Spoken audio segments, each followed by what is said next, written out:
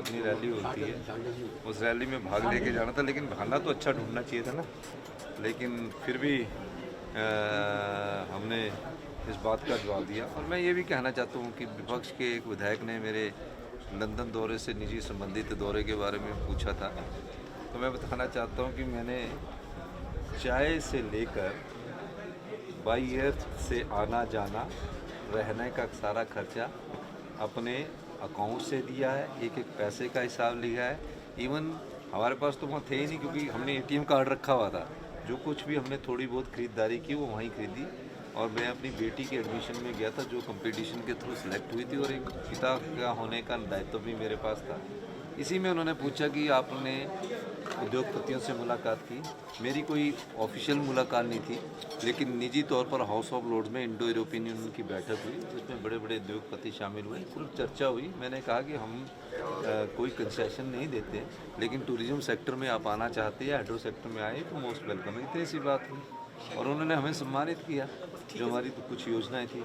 तो इस प्रकार के क्वेश्चन व्यक्तिगत तौर से पूछे नहीं जाने चाहिए थे, लेकिन उन्होंने पूछा तो मैंने उस समय उनको भी महसूस हुआ होगा, तो वो अपसेंट हो गए। और बीजेपी ने पहली बार ये सोचा कि हम वैसे पूछते कि हमारे उत्तर नहीं दिए जा रहे, तो जब मैं खुद उत्तर देने के लिए हुआ तो अध्यक्ष महोदय ने कहा कि ऐसी व्यवस्था नहीं है, पॉइंट ऑफ ऑर्डर में कीजिए। तो पॉइंट ऑफ ऑर्डर में मैंने अपनी निजी यात्रा के बारे में भी बताया, और सोशल मीडिया में बड़ी बातें चली हुई थी। चाहता तो मुझे विधायक निधि के रूप में भी पैसा मिलता है, जो विधायक के तौर पर मिलता, तो मैं उस पैसे को भी खर्च कर सकता था, लेकिन मैंने अपने अकाउंट से खर्च किया, क्योंकि मैं जो भी खर्चा अपना परिवार का कर रहा हूँ, अपनी बेटी पर जो खर्च कर रहा हूँ, मैं अपने अकाउंट से ही खर्च कर रहा हूँ। कोई उसका राज्य सरकार के खजाने पर कोई बोझ नहीं डाला, कोई पैसा नहीं लिया, कुछ ना मैं लेता हूँ। भारतीय जनता पार्टी कन्फ्यूज है। हमने 2003 से OPS दिया हुआ, और हमने पूरी डिटेल दी। और जो OPS से NPS में गए, अभी जो रिटायर हुए, उसमें भी अभी 5000 और लोगों ने अडॉप्ट किया। तो पूरा 25-26 का पूरा इतिहास था, 21,000 लोगों ने किया। तो 1,36,000 लोग जो रिटायर होंगे उनको OPS का फायदा होगा, क्योंकि 2003 के बाद कोई अभी 25 में रिटायर हो रहा, कोई 24 में रिटायर हो रहा, कोई 26 में रिटायर हो रहा, कोई 27 में रिटायर हो रहा। उसमें जो NPS का अंशदान जो इनके पेंशन फंड में गया है, उस अंशदान को वो डिपॉजिट करवाते हैं, और उसके बाद OPS में वो चले जाते हैं। सर OPS हमारी सरकार की पहली कैबिनेट थी। जयराम ठाकुर जी ने तो ये स्टेटमेंट दी है कि हम पहले दिन के सभी डिसीजन को रिव्यू करेंगे।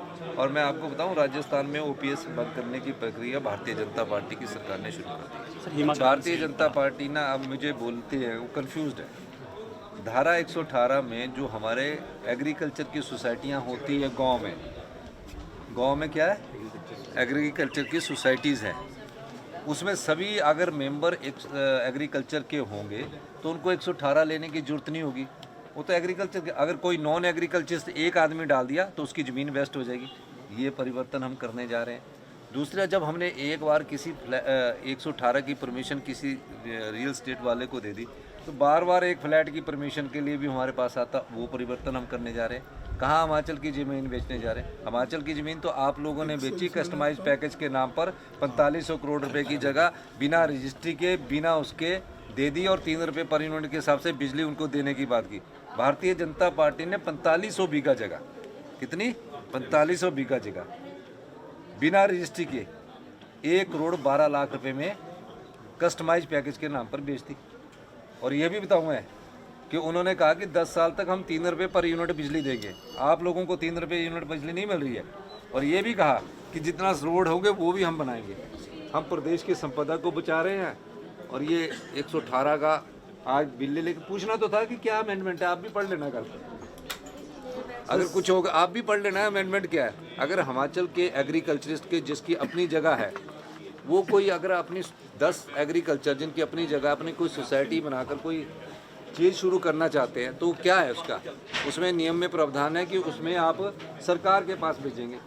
वो नीचे पटवारी से होते हुए, DC से होते हुए महीनों लग जाते हैं। हमने कहा कि जो भी एग्रीकल्चरिस्ट होगा, अगर अपनी सोसाइटी बनाकर कोई कार्य करना चाहता है, उसको 118 की जरूरत है। सेंट्रल यूनिवर्सिटी में पहले तो 30 करोड़ रुपया हम जमा करवाएं, फिर पानी का पूरा 15 करोड़ रुपया और खर्च करें, फिर सीवरेज का 20 करोड़ रुपया और खर्च करें। इस तरह राज्य सरकार से हमारे 60-70 करोड़ रुपया जाता है। और वो कितना पैसा दे रहे सेंट्रल यूनिवर्सिटी से?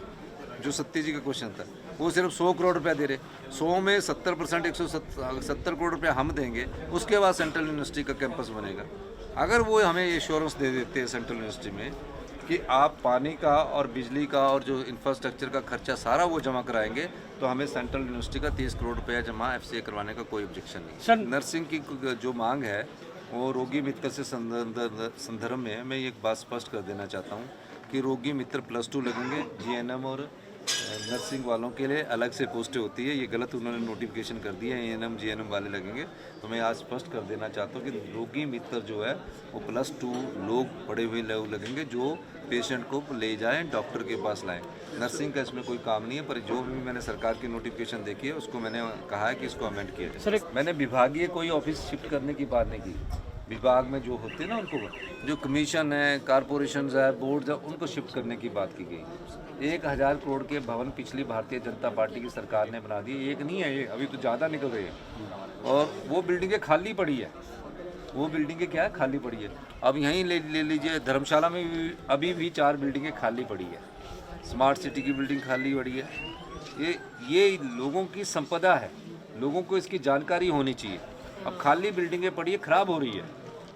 उन बिल्डिंगों में अगर हम शिमला को डीकंजेस्ट करने के लिए कोई कॉरपोरेशन बोर्ड जिसमें उनके सरकारी कर्मचारियों को हम वहीं रखेंगे और उसकी जगह ऑफिस ले जाएंगे, तो उसका फ़ायदा शिमला के लोगों को भी होगा और निचली जो ऑफिस खाली पड़े उन ऑफिस में जो हम किराया देते हैं शिमला में, उन हमें सरकार को किराया भी नहीं देना कर्मचारी।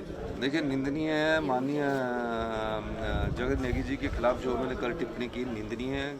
वो गुस्से से क्या बोलते हैं, और बीच में हम तो कभी खड़े नहीं हो रहे, बीच में खड़े हो रहे हैं। विपक्ष में ऐसा होता है कि बीच में खड़े हो रहे हैं। हमारी सरकार ने सिर्फ प्रदेश की संपदा को बचाने की और रक्षा करने के लिए जो 3 साल में व्यवस्था परिवर्तन किया और कम से कम 3000 करोड़ का राजस्व कमाया है, हम उस व्यवस्था को और मजबूत करने जा रहे हैं। भारतीय जनता पार्टी की जो रैली होने जा रही है, इनको पूछो कि पेंशन कर्मचारियों का और सरकारी कर्मचारियों का एरियर और जो भत्ते थे वो 10,000 करोड़ रुपए के क्यों नहीं दिए। पेंशन वालों को पेंशन हर महीने मिल रही है। ये जो इनका आंदोलन था, जो पेंशन कर्मचारी थे उनका आंदोलन था कि जो हमारा एरियर है वो मिलना चाहिए। और ये भारतीय जनता पार्टी ने जो प्रदेश की संपदा का बेड़ा गर्क किया हुआ है, और कल लॉ एंड ऑर्डर का उनका प्रस्ताव लगा हुआ था, लॉ एंड ऑर्डर के प्रस्ताव में भी नहीं वो अंदर आए। आज उनके और प्राइवेट मेंबर्स के बिल लगे थे, नहीं अंदर आए। तो सिर्फ राजनीति करने के लिए, राजनीतिक लाभ के लिए जो भारतीय जनता पार्टी कार्य कर रही है, इसकी सरकार निंदा करती है। इसलिए मैं कहता हूं कि 5 गुटों में घटी भारतीय जनता पार्टी है। 3 गुटों की तो तस्वीर अभी लगा दी है इन्होंने, चाहे अनुराग जी है, चाहे जयराम जी है, चाहे बिंदल जी है, 3 गुटों की तस्वीर लगी है और शब्द लिखा भ्रष्टाचार।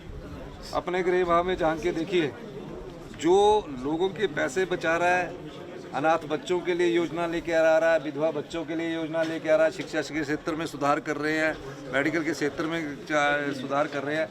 वो तो उनसे पूछिए कि 4500 बीघा की जो जगह है उसमें कितना भ्रष्टाचार हुआ है, वो तो जवाब दे। तो इस प्रकार की बातें लिखना सिर्फ राजनीतिक ताकत का दर्शाने की कोशिश भारतीय जनता पार्टी कर रही है कि हम एक है, लेकिन दिल में से एक नहीं है। 5 गुटों में बटी भारतीय जनता पार्टी, याद रखना मेरी। और जिस तरीके से वो कार्य करना चाह रहे हैं, दबाव की राजनीति बनाकर, केंद्र सरकार से हमें दबाव डलवाया जाता है। जो ओल्ड पेंशन स्कीम हमने OPS दिया, उसका 1600 करोड़ रुपया भारतीय जनता पार्टी हमें रिलीज़ नहीं होने दे रही। केंद्र सरकार से हमें 2% की एडिशनल बोरिंग मिलनी चाहिए, उसको भारतीय जनता पार्टी रिलीज़ नहीं होने दे रही। PDN के जो 2000 करोड़ मिले, उसका 25% ही हमें मिल पाया है। मोदी जी के 1500 करोड़ के बारे में आज इस रैली में भी बताया जाए कि कब तक दिया जाएगा। हम लोग राजनीतिक जीवन में हैं, हम 5 साल के लिए जनता की आशाओं के अनुरूप चुनकर आते हैं, लेकिन क्या कोई देश के प्रधानमंत्री 1500 करोड़ घोषणा करके जाते हैं, 2 महीने तक हमें नहीं मिल रहा? क्या कारण है? ये सब भारतीय जनता पार्टी के जो राज्य के नेता वो रुकवा रहे हैं। तो ये मैं कहना चाहता हूँ।